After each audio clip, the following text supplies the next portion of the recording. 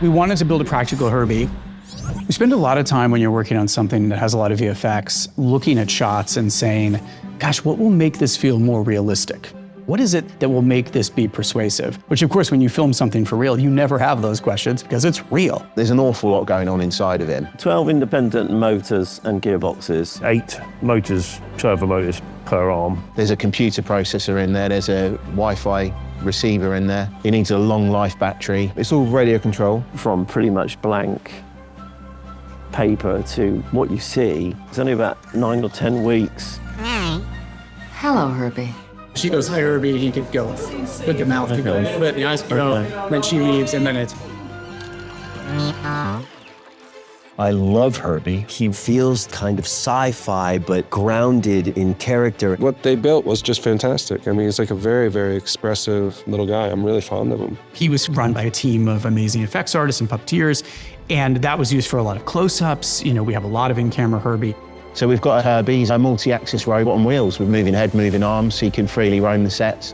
At the beginning of it all, there was 2D artwork of H.E.R.B.I.E. The brief was really you get as much action out of him as was possible. Let's try staring. A little bit more. Go up. A little more. And cut. There's a lot of exploratory work, so Nick, our designer, basically used a 3D program to build a virtual model while we were waiting for the real one to be built. We did develop some animations and kind of different facial expressions and different kind of movements that you could do. And then once we've worked that out, we'll look at what needs to move, how it needs to move, and we need to count those axes up, so a finger and a thumb and an elbow and a shoulder, and how many different degrees of freedom do they need in different directions, and what does the head do. We decided the thing to do would be to split him up into sections to be dealt with, and I got the head. He looks very attractive, but he's a very limited range of features to actually animate. His eyes rotate in both directions independently, and these little tiny recording heads kind of go up and down. It gives him a little bit of animation. And then the head itself, you've got a servo that rotates his head, the 2 that do all the pitching and rolling, and then the one in his neck, so he can really look down. He's got a reel-to-reel tape recorder look, but they wanted it actually as a cassette, so Buddy can do that. Then in the scene, cassette's removed. Another one's placed in, because he has like a cassette for a home use. And then when he flies the spaceship, he has a space cassette. And with the combination of all of those few simple features, really, you can get quite a range of emotion, which was really interesting.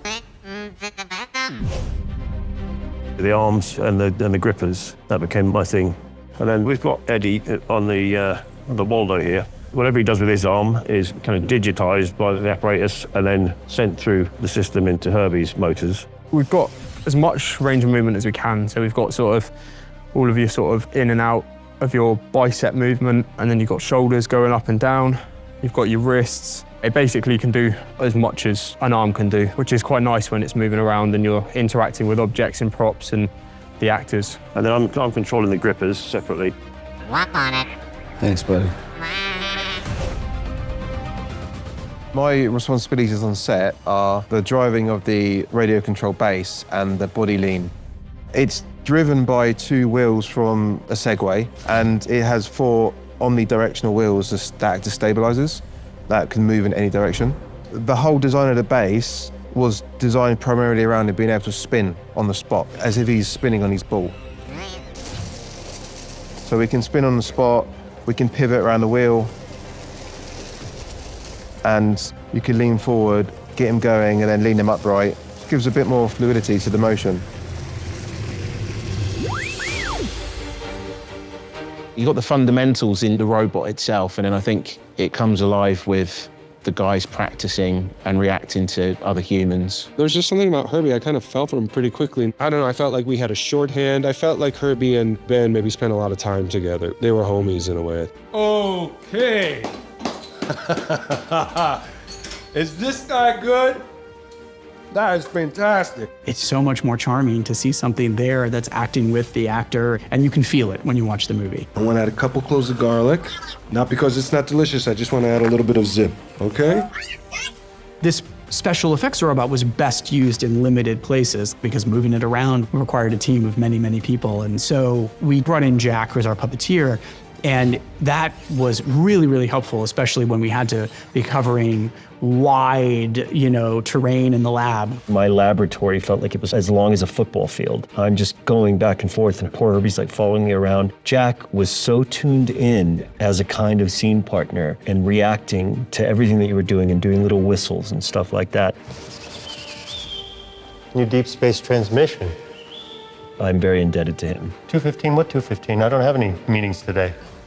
So on this puppet, we've got an articulated head, so I can give focus to whatever it is in the scene that he's interested in. And then also the body is articulated, so we can get some really lovely sort of cute movements with the setup we've got here. And then also wear the grey suit so that the VFX team can paint me out in post-production. Quite right, Herbie. He's developed his own personality. I think we all kind of enjoy operating him. It really is a dance for us. We have to react to what the director's asking for and what the actor's doing around us. And through practice, we've kind of got to like a symbiotic relationship, really. Together, they're the unbeatable team. I just think people also respect how clever he is and clever the guys are that have, put him together, and he brings joy to a lot of people when he goes on set. I'm proud of you. You did good. Team, team,